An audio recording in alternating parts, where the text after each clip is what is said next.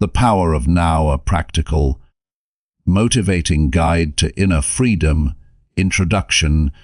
This speech is a journey into the heart of Eckhart Tolle's message. The promise is simple and radical. Freedom, clarity, and a deep sense of aliveness are available now, not after you fix your past, not when you finally reach your future goals, but in this very moment. This is not about adopting a new belief. It is about noticing what is already here when the noise of mental commentary settles for a second and awareness shines through. As you read, let this be experiential. From time to time, pause. Feel the air on your skin. Notice your breathing. Sense the weight of your body. Listen to the faintest sounds in the room. These simple openings are the gateway to the now, and the now is where real change begins. Why the now matters more than anything. The mind is a storyteller.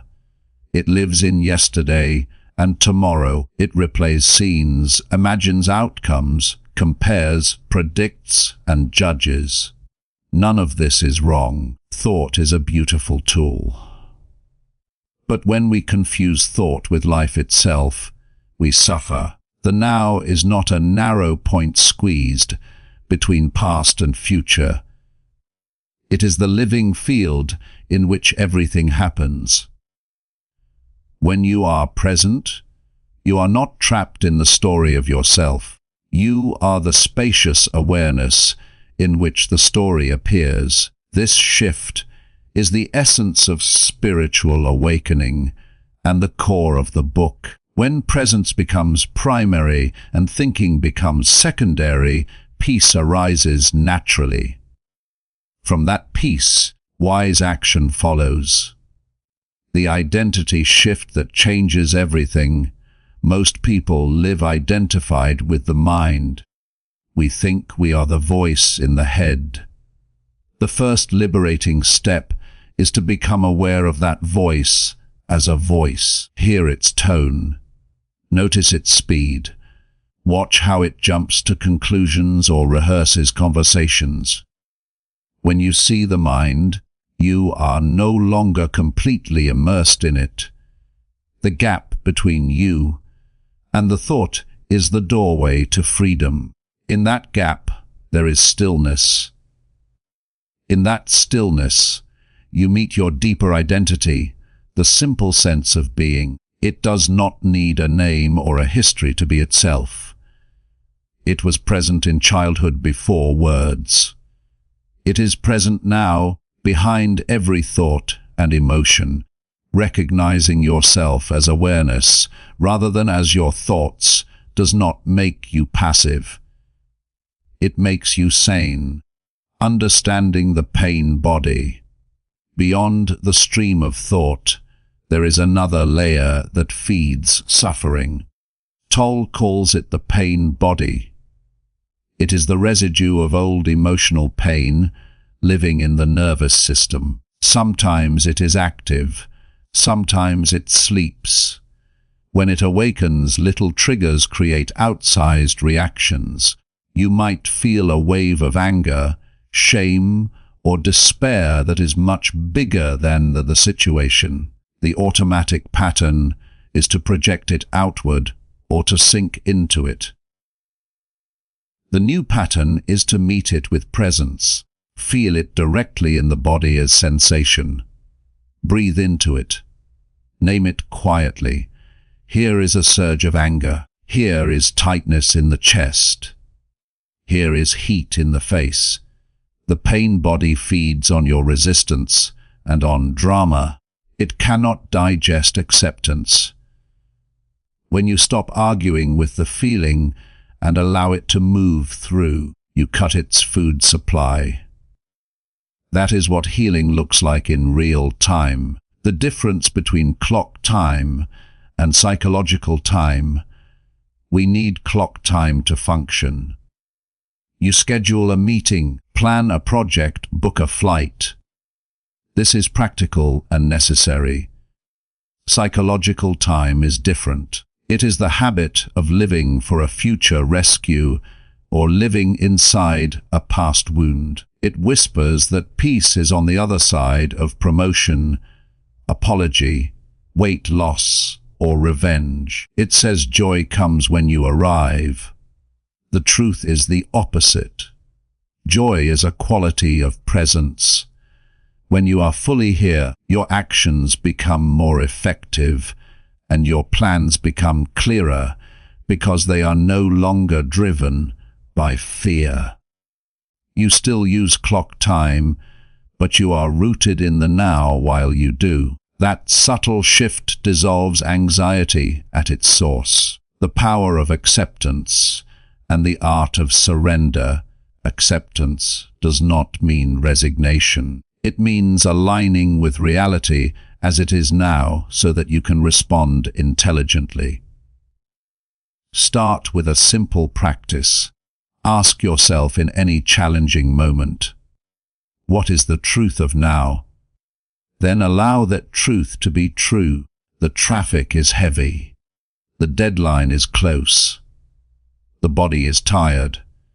Rather than tensing against what already is, you meet it directly. From that acceptance, you choose the next step. Do I act? Do I speak? Or do I be still? Surrender is acceptance at a deeper level. It is the inner posture that says yes to the suchness of this moment. It ends the inner fight. When the inner fight ends, energy returns to your hands and heart for real change.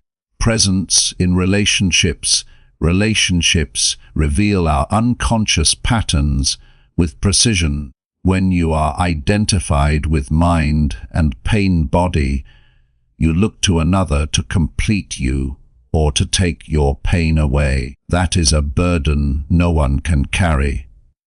Presence transforms relationship.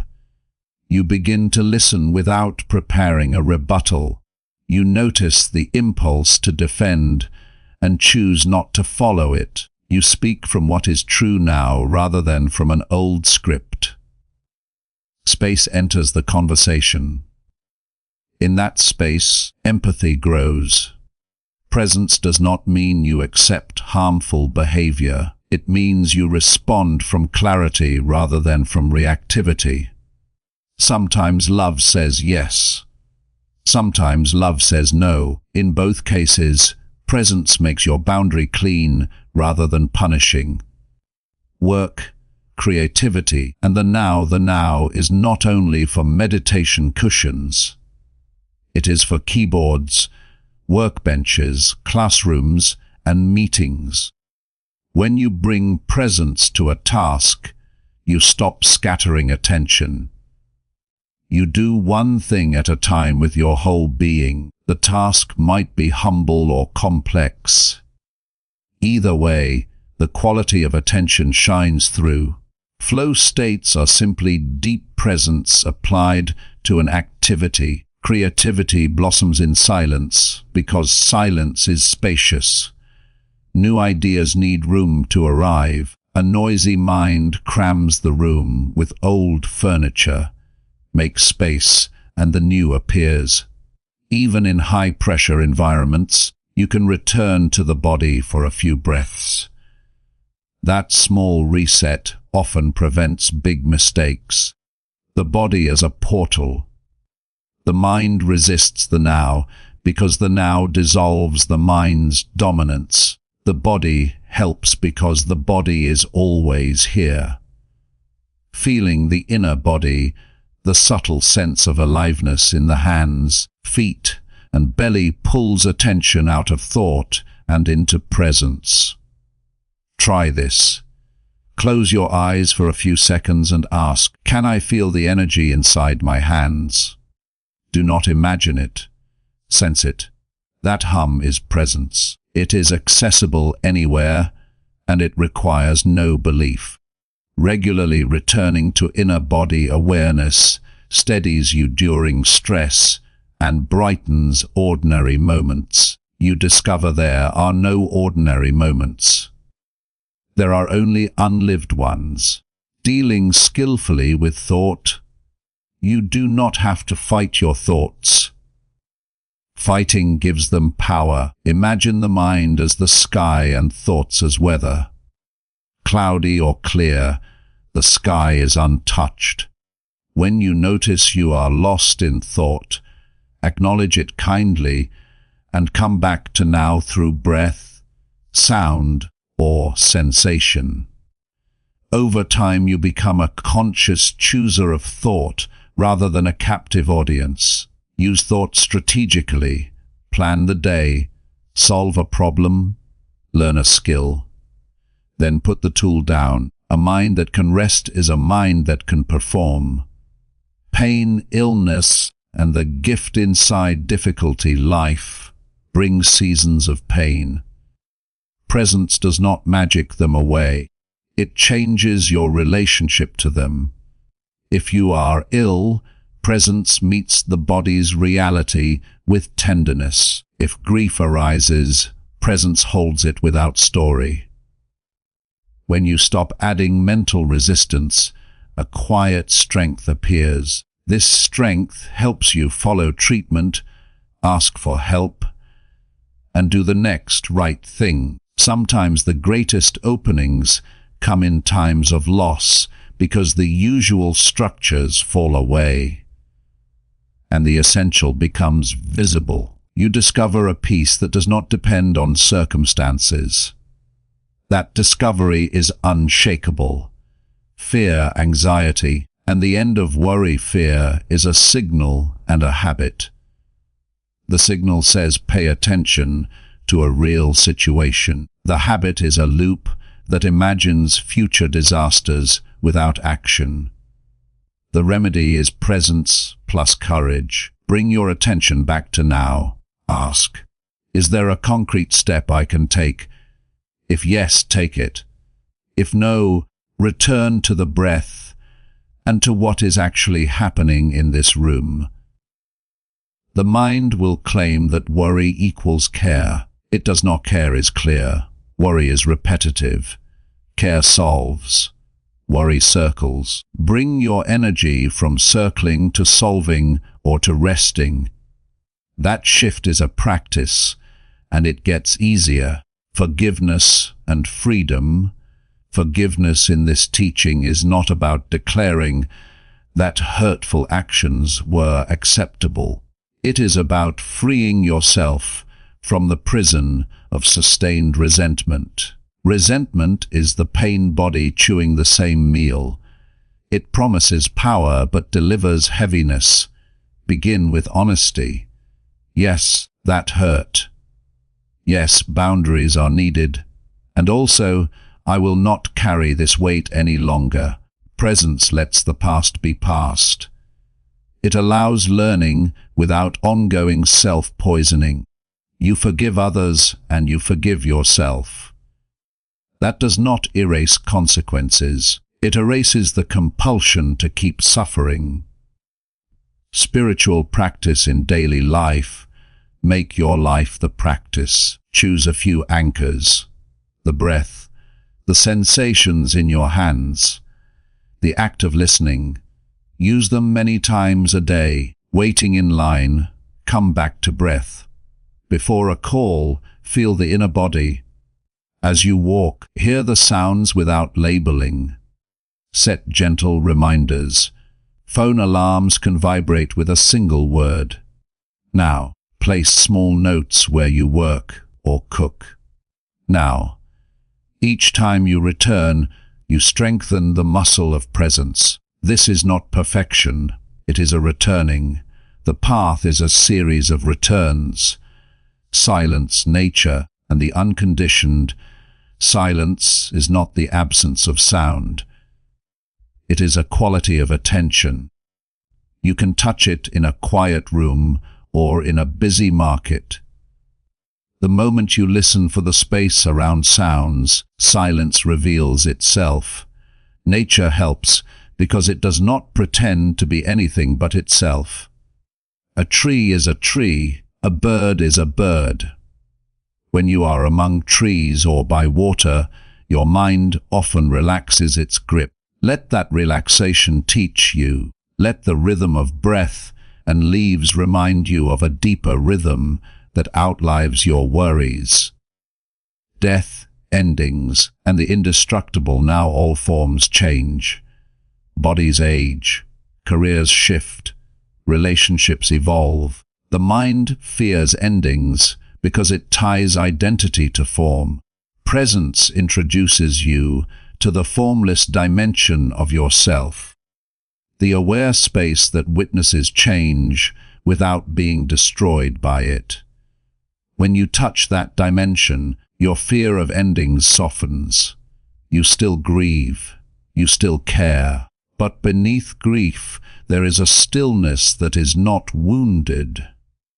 This insight does not remove love. It deepens it because it is no longer clinging.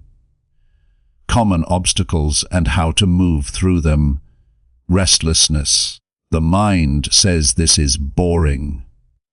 Notice that thought and feel the tingling in your hands for a few breaths. Usually restlessness was only the mind's hunger for stimulation. Doubt. The mind says this cannot be so simple. Recognize that thought as another cloud. Try the practice anyway.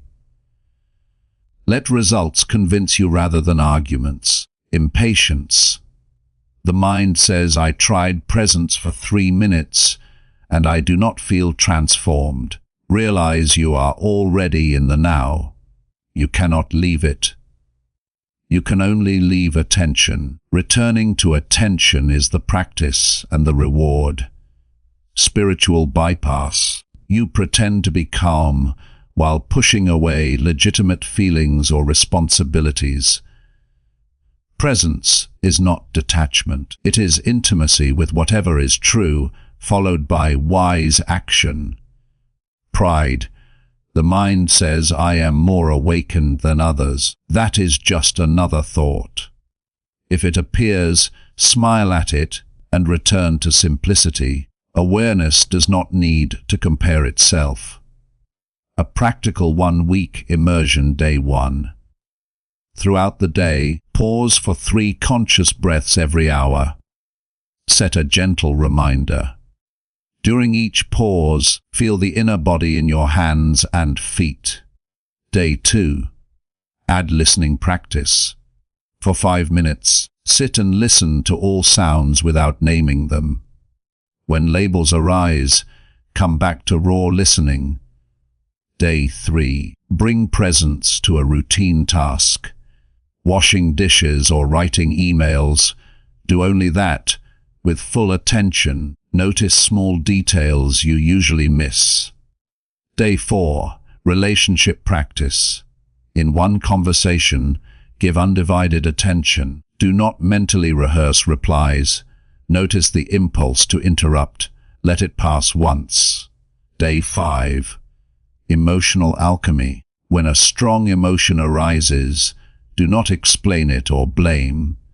Feel it in the body as sensation. Breathe into it and give it space for 2 minutes. Then decide what to do. Day 6. Nature. Spend time under open sky or among trees. Leave the phone behind. Feel your breath match the rhythm of wind or water. Day 7. Review and integrate. Journal what changed. Where did presence help?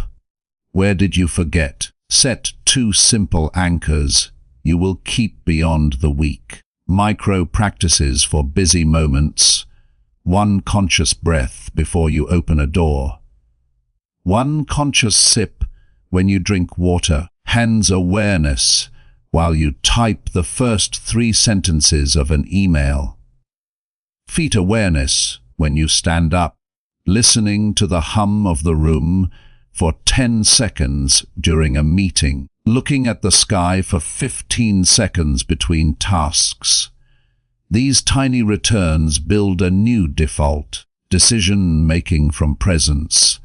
When you need to choose, do the facts first, then put the options down. Sit in stillness for a few minutes and feel your body's response to each option. Presence clarifies by quieting the noise that masquerades as urgency. The right decision often has a sense of inner ease, even if it demands courage. If clarity does not come, choose the most reversible next step and learn. Presence is not about perfect choices. It is about conscious choices. Leadership, service, and the now presence is a leadership advantage. People feel safe around someone who is here. Meetings shorten because listening improves. Conflicts ease because ego needs are not driving. Service expands because your attention is not absorbed in self-image. You see what is needed and you offer it without fanfare. This is not soft. It is precise. It saves time and energy because it cuts drama at the root. Parenting and the now. Children live close to presence. They learn play from watching you, not from your speeches. When you bring attention into the room, they relax. They also test your unconscious patterns. Let that be your spiritual gym. When you lose it, own it quickly, apologize, and come back. Make a ritual. 1 minute of shared breathing before meals. 1 walk a week without devices. Presence does not make you a perfect parent. It makes you a real one. Healing old stories. You cannot change the past, but you can heal your relationship to it. Sit quietly. Bring to mind a difficult memory. Notice the sensations it triggers now. Meet them with breath and kindness. Say inwardly, "This happened, this is how it feels now. I allow this feeling to pass through." Then ask, "What is the most loving next step for me today?" Sometimes the answer is a phone call. Sometimes it is a boundary. Sometimes it is rest. The healing is in the meeting, not in the mental replay. Gratitude as a form of presence. Gratitude is not forced positivity. It is accurate perception. When you are here, you notice small blessings that the rushing mind misses. Warm water, a working light, a laugh you did not expect. Naming 3 real things you appreciate anchors you in now and changes your brain over time. Gratitude and presence are allies. Each strengthens the other. From seeking to finding, many seekers chase methods for years. The paradox is that the ground they seek is under their feet. Techniques are helpful. Teachers are helpful, but the final turn is basic. Be here, feel the breath, sense the body, listen, look, allow. Do this many times. Do it in success and in failure. Do it when lonely and when loved. The more you return, the less you need to return, because you discover you had never left. A short practice you can use anytime. Pause and feel 1 breath from start to finish. Notice the coolness of the inhale at the nostrils, the slight pause at the top, the warm exhale. Feel the rise and fall of the belly. While you do this, keep some attention in your hands. After the breath, listen to the faintest sound in the room. Then open your eyes and look at 1 object without labeling it for 2 seconds. That is it. 10 to 15 seconds. The effect is cumulative. Repeat often. Living the teaching, living in the now, does not make life flat. It makes life vivid. Colors seem brighter because attention is clear. Conversations become richer because you are truly there. Work becomes cleaner because you are not dragging resistance like a hidden weight. Even pain becomes workable because you are not adding mental suffering to it. The external script of your life may not change overnight. The inner experience changes quickly. From that inner change, better outer choices arise. Closing invitation. You do not need to fix your mind to begin. You do not need to resolve your past to taste freedom.